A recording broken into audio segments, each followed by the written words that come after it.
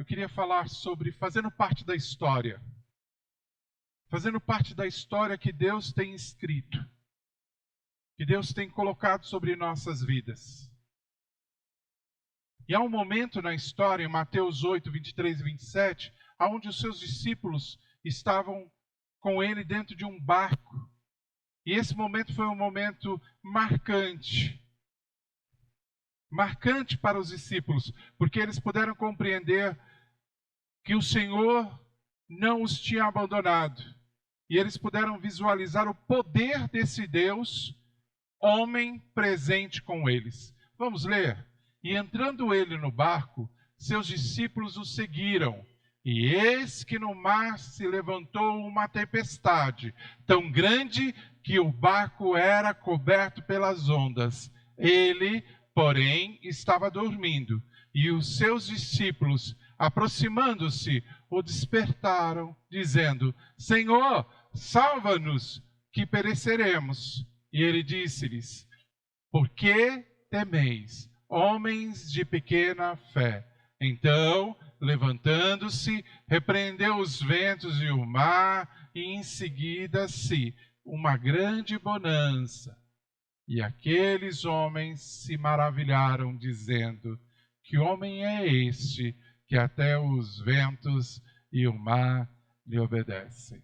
Amém? Acabamos de ler Mateus, capítulo 8, versos 23 a 27. Eu sei que você já ouviu várias vezes, e nós cantamos, né? Mestre, o mar, as ondas. E esse hino conta a história inteirinha. E eu acho maravilhoso cantar isso. Mas será que nós temos o sentido disso? Será que nós compreendemos o que isso significa? Eu coloquei a princípio aqui o quadro, né, de Rembrandt. Fala comigo. Rembrandt. Isso. Eu sabia, Celso, que eu ia errar na hora. Graças a Deus que eu tenho a minha esposa aqui comigo. Rembrandt. Vou ficar decorando até amanhã. Né? Esse é um pintor famoso. Né? Ele pintou essa tela, Tempestade no Mar da Galileia, em 1633. E realmente é uma tela muito bonita. Né? O que tem de tão fascinante nesse quadro? É tão interessante que as pessoas olham e falam assim: sim, muito bonito, mas o que tem de fascinante? O que nós podemos dizer? É claro que muitas coisas podem ser ditas, mas há um detalhe que nos chama a atenção. E quando eu vi isso, eu falei: eu preciso falar sobre isso. Porque esse detalhe também me chamou a atenção nesse quadro. Você passando assim, você fala assim: olha, ele pintou uma passagem bíblica. Mas preste atenção, né? A cena bíblica apresenta Jesus com os seus 12 discípulos. Então, temos quantas pessoas? Agora, se nós chegarmos nesse quadro, mas temos 14 pessoas aí. E aí, será que ele errou? O que será que aconteceu? E quando a gente pensa nisso e vai buscar o que aconteceu, né? Vem uma indagação: quem é essa 14ª pessoa que está nesse quadro tão famoso? Quem é essa pessoa que está inserida? E olha, ele próprio, o autor, se coloca no quadro. Isso é fantástico, fantástico. Ele era conhecido por pintar as cenas bíblicas e ele se via como parte da sua narrativa. E eu falei: isso dá uma pregação maravilhosa, porque muitas vezes, sabe, nós só lemos. E formamos um quadro olhando de longe. Olhando de longe, né? E você? Está inserido na narrativa bíblica? Ou ela só é uma história antiga da sua fé? A verdade é que a Bíblia não é apenas um registro do passado. Ela é aquela que nos atinge. O rei Dario morreu. Quem é que estava na época do rei Dario? Daniel. Teve mais algum profeta?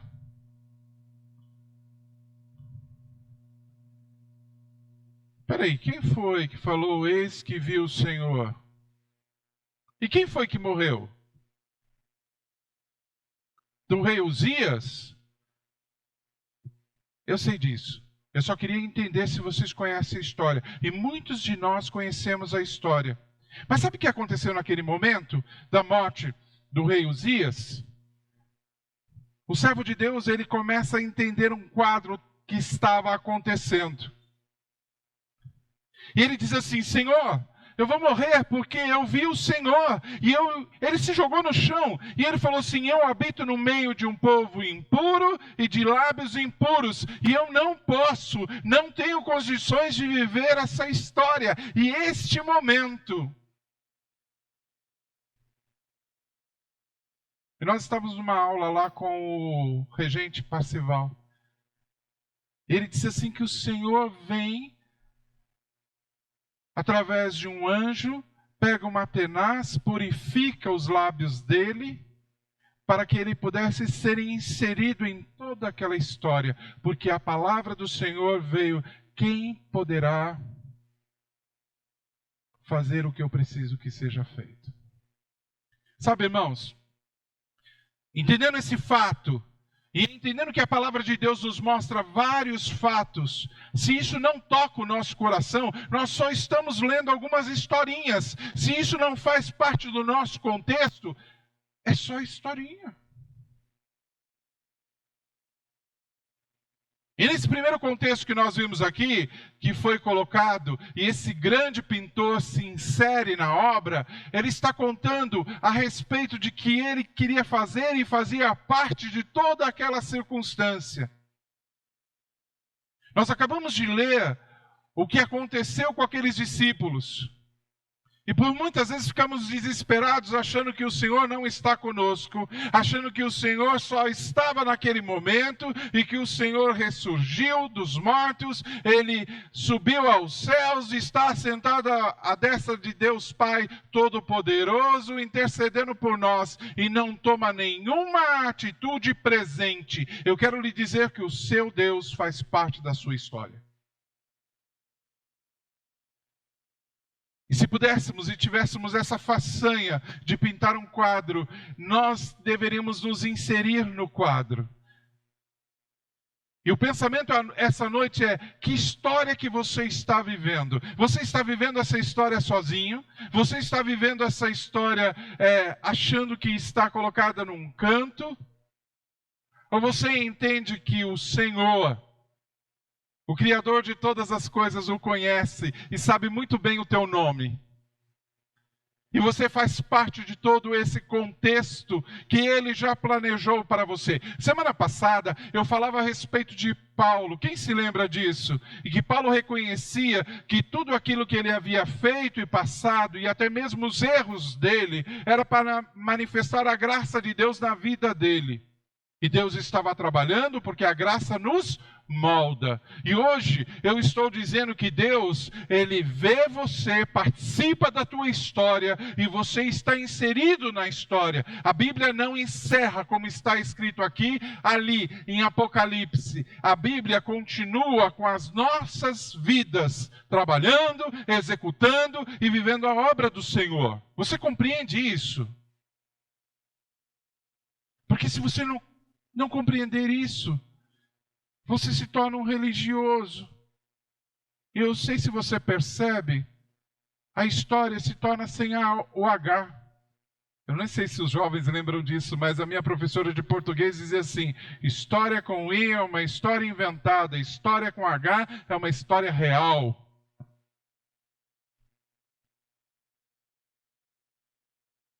E a nossa história é real. E o Deus que servimos é real. E tudo aquilo que está escrito dentro da palavra do Senhor, por mais difícil de compreender, por mais doido que seja de poder entender, ela foi escrita para que você pudesse ter confiança. para que você pudesse entender que esse Deus que fez ao passado, aos seus servos, é o mesmo Deus que faz hoje e que se estabelece hoje. O mesmo Deus que curou o paralítico, o mesmo Deus que foi ao encontro, porque eu quero que você não se esqueça disso. Jesus também era Deus. Lembra daquele homem que estava esquecido no poço? E parecia-me que descia um anjo, movimentava as águas e alguém pulava dentro e era curado, e ele não podia porque na verdade não tinha ninguém que o auxiliasse. E ele estava ali há 13 anos. O próprio Senhor sabia que ele estava lá. E se nós formos ver, não é uma colcha de retalho, não são apenas histórias para que nós ensinemos para os nossos filhos e guardemos no nosso coração, como vocês bem lembraram, o nome do rei e o nome do servo do Senhor que ali estava. Uma mente privilegiada não se lembra só das coisas. Uma mente privilegiada traz à memória aquilo que nos traz. E muitas vezes nós não temos esperança. Eu estou vendo uma geração sem esperança. Uma geração que olha para a Bíblia e essas histórias e veem como grandes histórias, mas histórias contadas na infância. Quando na verdade essas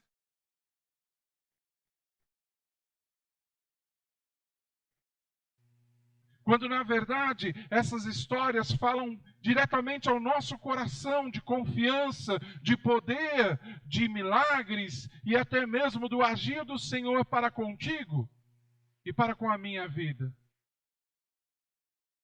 Agora depende como nós estamos lendo e como estamos vivendo. Você está inserido nessa história? O que será que o Senhor está fazendo hoje? E a grande história a qual fazemos parte nos leva a viver um tempo muito, muito abençoado. E eu queria falar sobre isso com você também.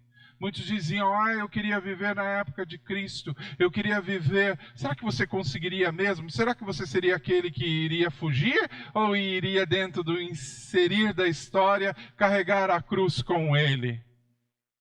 Porque, na verdade, por 3 vezes ele sentiu o corpo.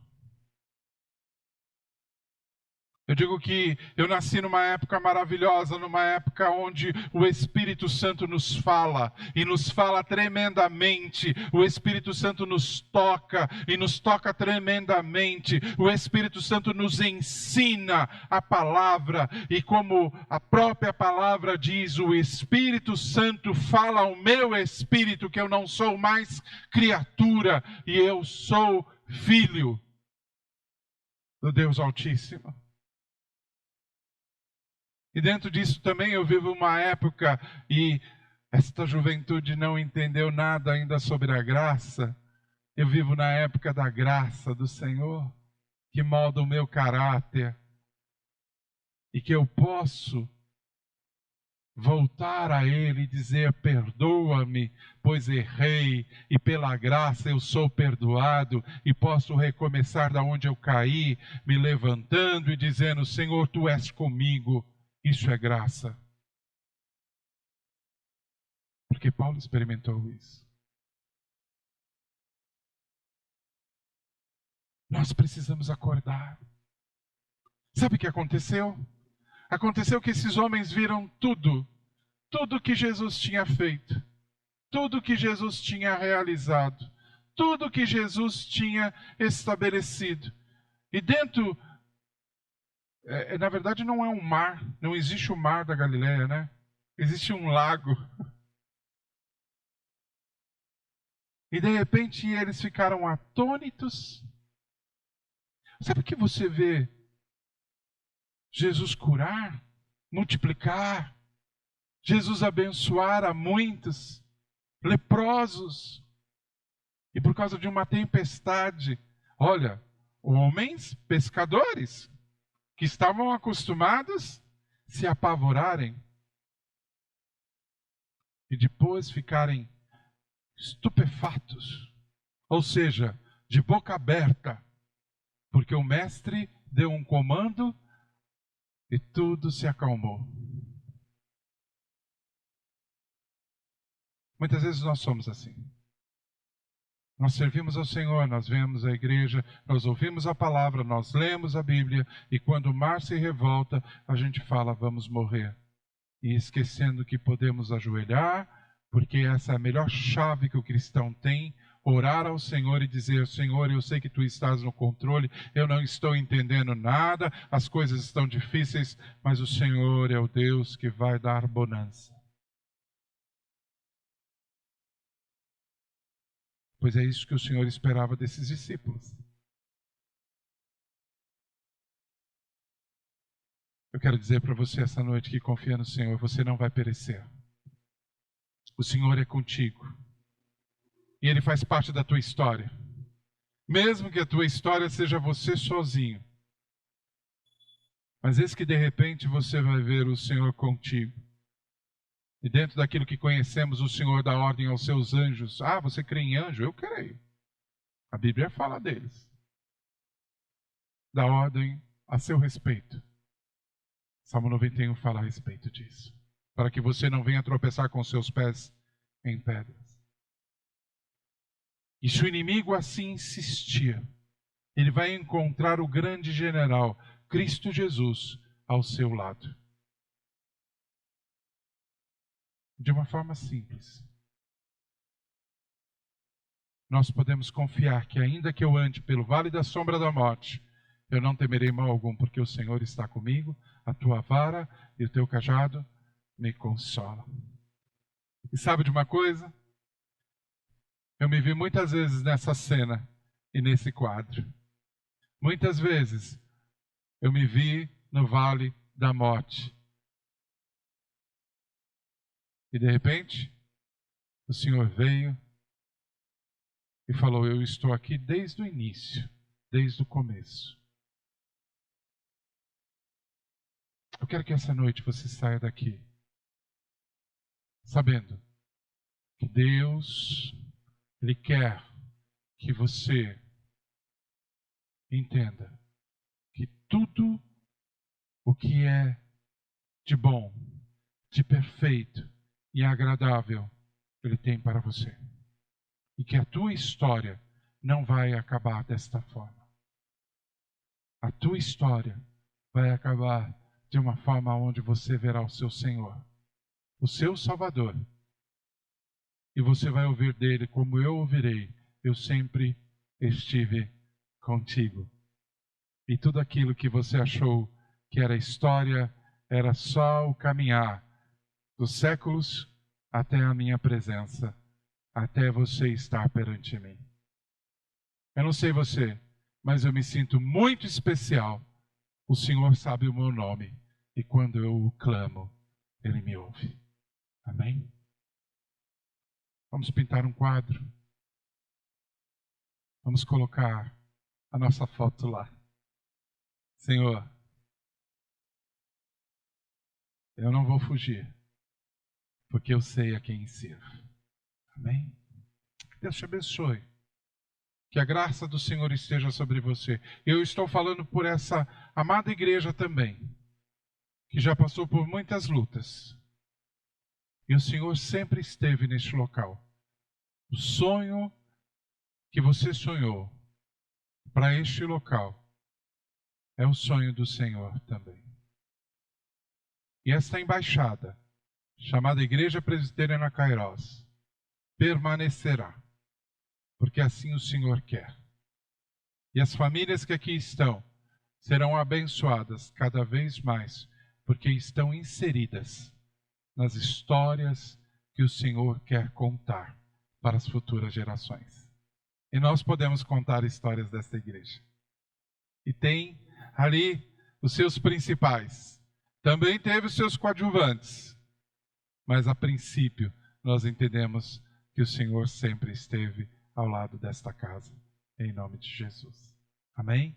Quando eu digo casa, eu não digo paredes, eu digo as famílias que aqui estão e permanecem. Vamos ficar em pé.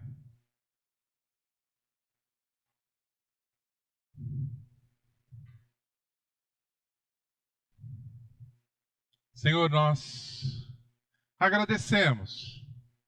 Agradecemos porque Tu ages, Tu realizas, Tu nos faz compreender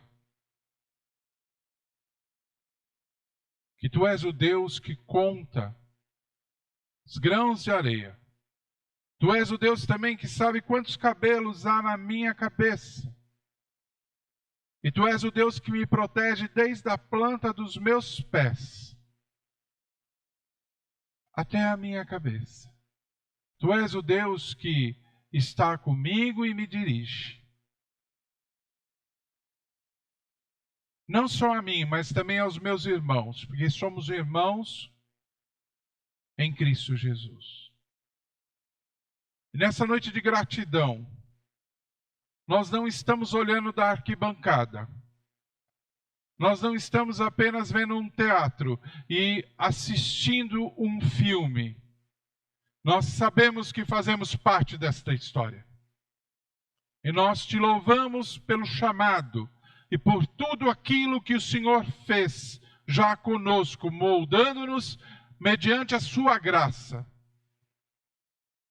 E Te louvamos por aquilo que Tu vais realizar em minha vida e na vida do meu irmão. Em nome de Jesus.